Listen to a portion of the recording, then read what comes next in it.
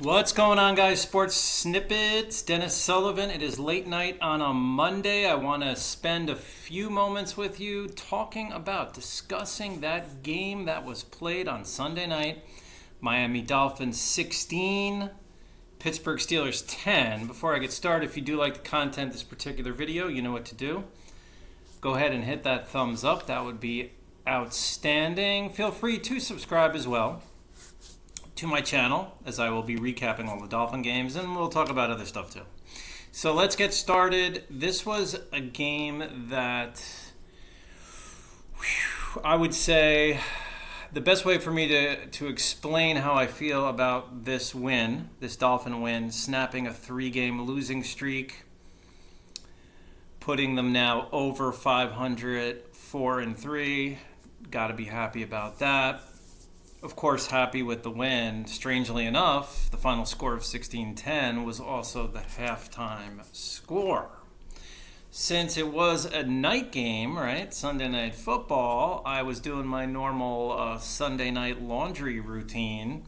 So I caught most of the game, but I did miss a little bit in the third quarter, which apparently was the big head-scratching moment, at least for me as a fan. If I'm not mistaken, it was around 4 minutes, maybe 5 minutes left in the third quarter. Dolphins looking at a fourth down from about the 22-yard line of Pittsburgh, give or take a yard. And I'm saying it's about 4th and 2, 4th and 3, and they do not kick the field goal to take the 9.2 score lead, assuming they would make this less than 40-yard attempt, and go on 4th down, which to me, our running back could have walked into the end zone, guys. And I'm still going to tell you right now, that's not a good call. It's just not a good call against a Pittsburgh team that's struggling on offense all season, has a rookie quarterback. They've put together a pretty good end of the first half. They were pretty much still had the momentum in this game. In that situation, you kick the field goal to go up 19-10, no questions asked. So that was a head-scratching moment and a little bit of a concern now as we move forward into the last 10 games of the year. We still got more than half the season, regular season left. Okay, so let's talk a little positive. I got to get off that negative beginning, because usually I like to focus more on the positive with the Dolphins, but I got to explain things the way I see it and give you both sides of the story here. Tua looked pretty good in my estimation. I think he looked really good at times. He would finish 21 of 35, 261 yards and a touchdown. He looked pretty sharp, no interceptions. I liked how he played. Raheem Mostert continues to impress. He was right around 5 yards per carry, is the featured back now for the Dolphins, finishes with 79 yards rushing on 16 carries. Chase Edmonds would get the 7 carries, which is a bit of an increase for him as of late, but he would only tally 17 yards. Tua goes 4 for 15 on the ground. So as far as the Dolphins go, yes, the Dolphins are talented at the skill position, especially when it gets into the wide receivers. But this is a good offense. This is not a great offense. I don't even know if I'd go far enough to say it's a very good offense. It's a good offense, okay? The offense is good enough to win football games, no question about that. Jaylen Waddle, I am most impressed with this season maybe of anyone because of the fact that he has done a great job increasing his yards per catch. Time and time again, he's around 20 yards per reception, and this game was no different. He finished with 88 yards on 4 catches. That'll average you 22 yards a reception. Very impressive. Tyreek Hill, steady, 7 catches, 72 yards.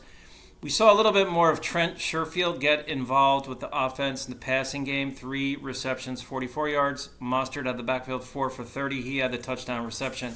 Mike Gesicki, the talented tight end, 3 catches, 27 yards for the Steelers. So this is obviously a rebuilding effort for the Steelers. They fall to 2-5 on the season. They start a rookie at quarterback in Kenny Pickett. He threw the pick, no pun intended, but he threw the big pick there in the second half. Steelers driving, could have actually hypothetically won the game with just a handful of minutes. It was like 4 minutes and change, but then he threw that pick to the right side. Did throw for 257 yards and a touchdown, and of course the 3 picks. Najee Harris. Now, all right, guys, let's talk here for a second. All right, Najee Harris. This sums up the Steelers for you. If I had to summarize the Pittsburgh Steelers and their woes and their offense, because really it's been a season of offensive woes for the Steelers, it's defenses continuing to key on Najee Harris, who really didn't fare that badly. He was just under 4 yards a carry, 17 carries, 65 yards. But guys, this is a really, really good running back. I can say this too. He was not 100% to start the season, but when I was watching Sunday night's game, he's now looking very close to 100%, if not 100%. So any struggles he has moving forward, as long as he's staying healthy, I am myself as a fan attributing that to the fact that teams will just stack it up against Najee and the running game and say, go ahead, Kenny Pickett, go ahead, Trubisky, beat us via the air. So Najee Harris really, if anyone has suffered statistically and from a performance standpoint this season for the Steelers, it has been him. Clearly, in my opinion, it has been him. Kenny Pickett would rush for 20 yards, 3 carries. Jaylen Warren, 2 carries, 7 yards. Deontay Johnson added a carry and 3 yards. Pittsburgh has a talented tight end, Pat Freiermuth, who would have 8 receptions, 75 yards. Pickens would add the. He's a good receiver. 6 catches, 61 yards. He had the lone touchdown reception for the Pittsburgh Steelers. Now that's George Pickens, guys. See, there's Pickett and then there's Pickens. See, I'm learning the Steelers' names here. Johnson, 5 catches, 42 yards. Chase Claypool, 5 for 41. Warren had 2 for 17. Harris out of the backfield, 3 for 15. Connor Hayward, a catch for 6 yards. And Zach Gentry was credited with 2 receptions, but was not credited with any receiving yards. So the Dolphins, guys. Now, I don't want to hear anything about, how good the Dolphin defense is. No. Let's not even begin to get carried away with that. We went up against a team that's rebuilding. We went up against a team that starts a rookie quarterback, as stated, against a Steeler team that'll probably get better as the year progresses. The Dolphins' defense has been injuries or no injuries, and there is no excuse when the defense does not play well. This is not the season for the excuses. Guys, I mean, we're going on 20 plus years of hardly any excitement. I mean, Ricky Williams was the last time I was excited up until probably this year for the Miami Dolphins as a Miami Dolphin fan, which I am, and I'm assuming if you're watching this, you are too, unless you're a Pittsburgh Steelers fan. If you're a Steelers fan, better days ahead for you. I think Pickett will probably wind up doing very well. As a matter of fact, he's probably learning a heck of a lot this season. Your offense will improve. I think the Dolphins, if anything, got the Steelers. If you're playing them even now, still, you're getting them at the right time. In a couple of weeks, this could be a different Steeler team. So let me know what you think This is Dennis Sullivan saying, I will see you, yes, you, very soon. Go Dolphins.